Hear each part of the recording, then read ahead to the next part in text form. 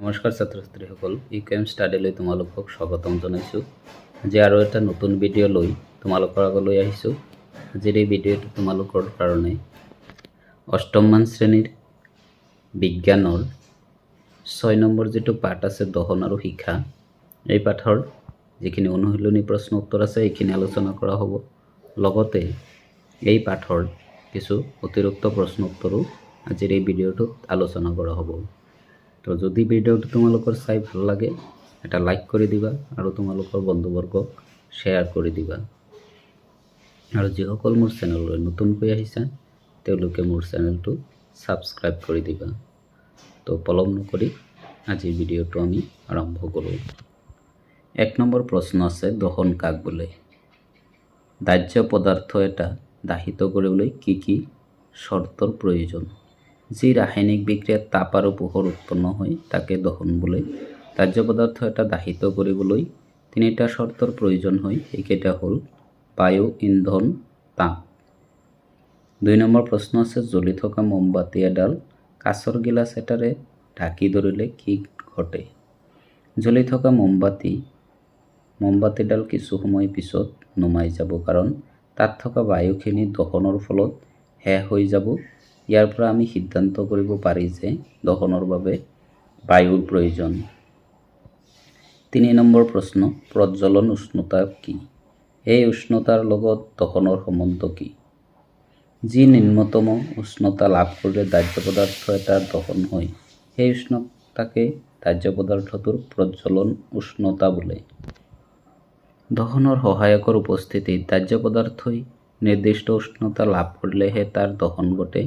ভিন ভিন দাহ্য পদাৰ্থৰ এই নিম্নতম উষ্ণতা নিৰ্দিষ্ট উষ্ণতাৰ মান ভিন ভিন হয়। প্ৰজ্বলন বিন্দুৰ তলৰ উষ্ণতাত দাহ্য পদাৰ্থৰ দহন নঘটে। কেৰাচিনতকৈ পেট্ৰলত সহজে জুই লাগে, কাৰণ পেট্ৰলৰ প্ৰজ্বলন উষ্ণতা কেৰাচিনতকৈ বেছি। 4 নম্বৰ প্ৰশ্ন, শিখা কি? ই কেনেদৰে সৃষ্টি হয়?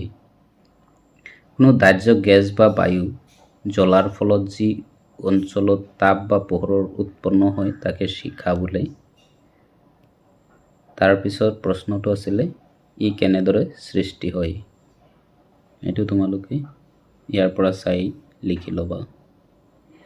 5 নম্বৰ প্ৰশ্ন, মমবাতিৰ শিখাৰ পৰা আমি কিয় পোহৰ পাওঁ? মমবাতিৰ শিখাত অদাহ্য অৱস্থাত কাৰ্বন থাকে। কাৰ্বন পৰমাণু শিখাৰ উত্তাপত জ্বলি পোহৰ বিলায়, সেয়ে মমবাতিৰ শিখা উজ্জ্বল আৰু ই পোহৰ উৎপন্ন কৰে। 6 নম্বৰত আছে খালী ঠাই। জুই নিয়ন্ত্ৰণ কৰিবলৈ সাধাৰণতে পানী ব্যৱহাৰ কৰা হয়। ঘৰত ব্যৱহাৰ কৰা এবিধ জুলীয়া ইন্ধন হ'ল তৰলীকৃত পেট্ৰলিয়াম গেছ, যাক আমি LPG বুলি কওঁ, লিকুইড পেট্ৰলিয়াম গেছ। ডেছ বৰষুণে অৰ্থাৎ এচিড বৰষুণে শস্য, বিল্ডিং আৰু মাটিৰ অনিষ্ট কৰে। ঘ নম্বৰ আছে, দহন প্ৰক্ৰিয়াত তাপ আৰু পোহৰ সৃষ্টি হয়। 7 নম্বৰ প্ৰশ্ন, যান বাহনত CNGৰ ব্যৱহাৰে নগৰবোৰত কিদৰে প্ৰদূষণ কমাইছে? তোমালোকে ইয়াৰ পৰা চাই ল'বা। 9 নম্বৰ, ইন্ধনৰ কেলৰি মান প্ৰকাশ কৰা এককটোৰ নাম কি? ইন্ধনৰ কেলৰি মান প্ৰকাশ কৰা এককটোৰ নাম হ'ল কিলোজুল প্ৰতি কেজি বা কিলোগ্ৰাম একক। 10 নম্বৰ আছে, কাৰ্বন ডাই অক্সাইডে কেনেকৈ জুই নিয়ন্ত্ৰণ কৰে? এইটো ইয়াৰ পৰা চাই ল'বা। 12 নম্বৰ, মামৰে ধৰা প্ৰক্ৰিয়াটো দহন বুলি ক'ব পাৰিনে? ব্যাখ্যা কৰা। 13 নম্বৰত আছে কাৰণ দৰ্শোৱা। ক নম্বৰ আছে, বৈদ্যুতিক আহিলা জড়িত জুই নিয়ন্ত্ৰণ কৰিবলৈ পানী ব্যৱহাৰ কৰা নহয়। ইয়াৰ পৰা চাই ল'লে হ'ল। খ নম্বৰত আছে, ঘৰুৱা ব্যৱহাৰৰ বাবে কাঠতকৈ LPG অধিক ভাল। ইয়াৰ পৰা চাই ল'বা তোমালোকে, ইয়াত আছে। আৰু এইটো আছিলে 8 নম্বৰ প্ৰশ্ন, মমবাতিৰ শিখা এটাৰ চিত্ৰ আঁকি চিহ্নিত কৰা। এইটো পৰীক্ষাত আহিয়েই থাকে, এইটো তোমালোকে ভালদৰে ইয়াৰ পৰা চাই ইয়াৰ মমবাতিৰ অংশকেইটা কি কি আছে ভালদৰে পঢ়িব লাগিব। তাৰপিছত 14 নম্বৰ প্ৰশ্ন, 14 নম্বৰ প্ৰশ্নটো এটা উত্তৰ দি আছে তলত, ইয়াৰ পৰা চাই ল'বা। মাজত 11 নম্বৰটো আছিলে, সোণ আৰু ৰূপ গলাবলৈ সোণাৰীয়ে শিখাৰ কোনটো মণ্ডল ব্যৱহাৰ কৰে? সোণাৰু ৰূপ গলাবলৈ সোণাৰীয়ে শিখাৰ দীপ্তিহীন মণ্ডল ব্যৱহাৰ কৰে। এইখিনি আছিলে অনুশীলনী প্ৰশ্ন উত্তৰ। ইয়াৰ পিছত আমি ইয়াৰ অতিৰিক্ত প্ৰশ্ন উত্তৰখিনি আলোচনা কৰিম। অতিৰিক্ত প্ৰশ্ন উত্তৰ 1 নম্বৰত আছে ধাৰ্য পদাৰ্থবোৰ কি কি? কাঠ বা কাগজ, মিথেন গেছ আদি। দ্ৰুত দহন কাক বোলে? যিবোৰ গেছ অতি দ্ৰুতভাৱে জ্বলে ফলত তাপ আৰু পোহৰ উৎপন্ন হয়, এনেধৰণৰ দহনক দ্ৰুত দহন বোলে। শিখাৰ অংশ কেইটা আৰু কি কি? শিখাৰ অংশ 4টা, সেইকেইটা হ'ল দীপ্তিহীন মণ্ডল, দীপ্তিমান মণ্ডল, নীল মণ্ডল আৰু অদহন মণ্ডল। দীপ্তিহীন মণ্ডল কাক বোলে? এনেকে 4টা প্ৰশ্ন আছে। দীপ্তিমান মণ্ডল কি? নীল মণ্ডল কি? তাৰপিছত আছে অদহন মণ্ডল কি? 8 নম্বৰত আছে ইন্ধন কি? 9 নম্বৰত আছে ইন্ধনৰ দহনে পৰিৱেশৰ ওপৰত কি কি ক্ষতিকাৰক প্ৰভাৱ পেলাইছে?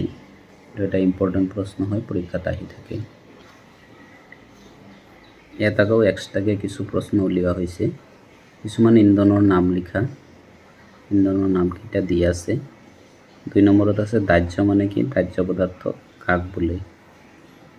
3 নম্বৰ পানীৰ উতলাংক কিমান? 100 ডিগ্ৰী চেলচিয়াছ।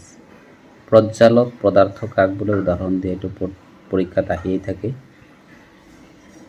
তাৰপিছত আছে কেই প্ৰকাৰমানৰ দহনৰ নাম লিখা। 6 নম্বৰ জুই জ্বলিবলৈ কি কি শৰ্ত পূৰণ কৰাৰ দৰকাৰ? 7 নম্বৰ আছে আটাইতকৈ বেছি ব্যৱহাৰ হোৱা অগ্নি নিৰ্বাপক কি? পানী। 8 নম্বৰ আছে জুই নুমাবৰ বাবে উত্তম নিৰ্বাপক কি? কাৰ্বন ডাই অক্সাইড, CO2। বগা ফছফৰাছৰ প্ৰজ্বলন উষ্ণতা কিমান? এটা পৰীক্ষাত আহি থাকে 50 ডিগ্ৰী চেলচিয়াছ। স্বতঃস্ফূৰ্ত দহন কাক বোলে? উদাহৰণ দিয়া। 11 নম্বৰ আছে বিস্ফোৰণ মানে কি? উদাহৰণ দিয়া। 12 নম্বৰ তাপৰ উৎসসমূহৰ নাম লিখা। 13 নম্বৰত আছে জ্বলনত শিখাৰ সৃষ্টি কৰা পদাৰ্থৰ নাম লিখা। 14 নম্বৰ এঙাৰ দহন কৰিলে কিয় শিখা দেখা নাযায়? 15 নম্বৰ আছে ইন্ধনৰ কেলৰি মান কাক বোলে? ইয়াৰ একক কি? এইটো প্ৰশ্ন পৰীক্ষাত আহিয়েই থাকে, এইটো ভালদৰে চাবা। কিহক গোলকীয় উষ্ণতাৰ কাৰক বুলি কোৱা হয়? Carbon monoxide. এচিড বৰষুণ কেনেকৈ উৎপন্ন কৰে? ই কি ক্ষতি কৰে? এইটো ইম্পৰ্টেণ্ট প্ৰশ্ন হয়। তাৰপিছত আছে লাষ্ট কুৱেশ্যন, এইটো গোলকীয় উষ্ণতা কিহৰ লগত জড়িত? গোলকীয় উষ্ণতাৰ সৈতে বায়ুত কাৰ্বন ডাই অক্সাইডৰ বৰ্ধিত শতকৰাৰ পৰিমাণ জড়িত। তো এইখিনি আছিলে আজিৰ ভিডিঅ'। তোমালোকৰ যদি ভিডিঅ'টো চাই ভাল লাগে এটা লাইক আৰু বন্ধুবৰ্গক শ্বেয়াৰ কৰি দিবা, আৰু যিসকল মোৰ চেনেললৈ নতুনকৈ আহিছা মোৰ চেনেলটো ছাবস্ক্ৰাইব কৰি দিবা। ধন্যবাদ।